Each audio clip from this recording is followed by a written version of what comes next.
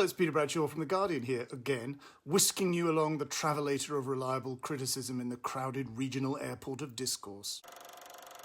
Savannah Leaf's Earth Mama is a deeply felt social realist movie performed with integrity and calm by West Coast rapper and musician Tia No More, making her acting debut. And Leaf is herself making her feature directing debut, having developed this project from an earlier short film.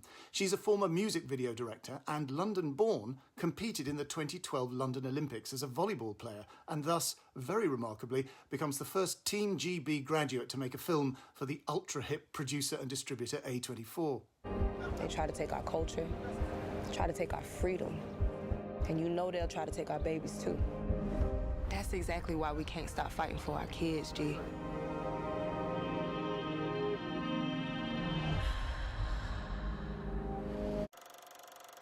No More plays Gia, a young African-American woman from the US Bay Area in recovery from drug abuse, who has 2 children in foster care.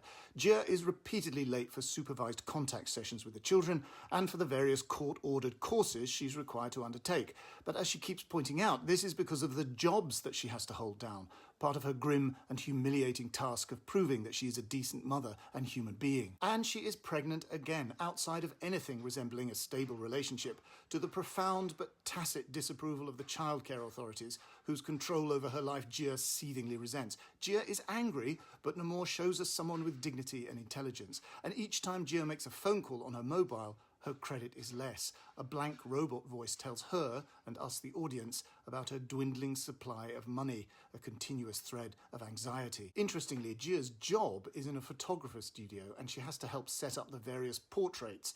The action is punctuated by these tableaux of family groups, exactly the kind of group from which Gia is excluded. Savannah Leaf has said that she's inspired by Ken Loach. I wonder if she also took something from Mike Leigh's Secrets and Lies from 1996, with Timothy Spall's portrait photographer creating images interspersed in the action in a comparable way. Gia's life, in fact her whole being, comes to a crisis when she decides to give up this future third child for adoption, to the fury of some of her friend group and supportive approval of others. Is this decision a mature and realist way of getting on with her life and placating the authorities, who stand between Gia and regaining custody of the other 2 children? Or is it a profound defeat, a loss of one of the few human rights she has left, her rights as a mother? The film offers no easy answers, but it gives us a flawed but deeply sympathetic woman who continues to make mistakes but is a survivor, not someone pitched into a defeatist tragedy of self-immolation and self-harm. This is a piercingly emotional drama acted with natural flair.